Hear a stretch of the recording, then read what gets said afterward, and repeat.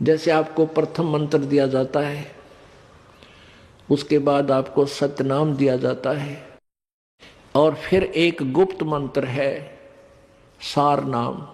उसके विषय में परमात्मा कह रहे हैं कि ऐसे आपने अधीन होना है अपने सार नाम प्राप्त प्राणी को प्राप्त करने के लिए। प्राणी को बंदी छोड़ मैं अति अनाथा, भवजल बूढ़त पकड़ो हाथा। दीजे उपदेश गुप्त मंत्र सुनावो हो, जन्म मरण भव दुख छुड़वाओ। यो आदीन हो ऐसे जब ही शेष पर कृपा करे गुरु तब ही।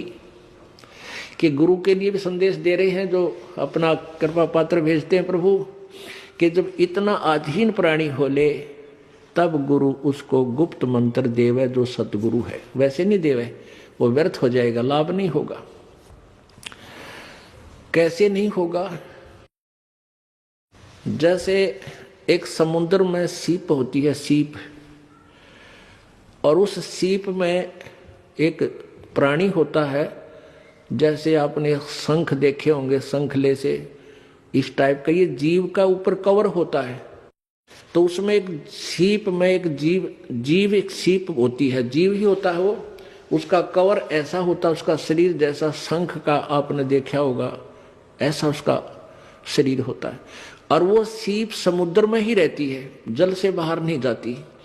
और उसको जब प्यास लगती है वो जल के ऊपर आ जाती है, समुद्र के, और आसमान से जब वर्षा हो रही हो, रजा हो प्रभु की, उस समय आसमान से वर्षा हो तो उस वर्षा के जल को वो मुख में ग्रहण कर लेती है, और उस आसमान से गिरे हुए जल से को प्राप्त करके मुंह बंद कर लेती है।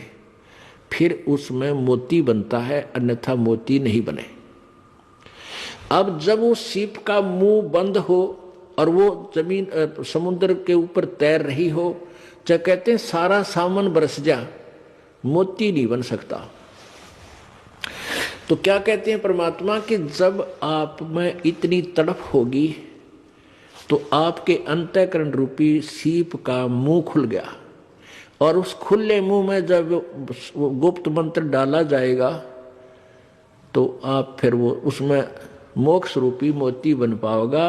अन्यथा अगर आपका अंतःकरण का मुंह नहीं खुला, अच्छा कितनी बार वो मंत्र दे दें, आपका कति काम नहीं आओगा।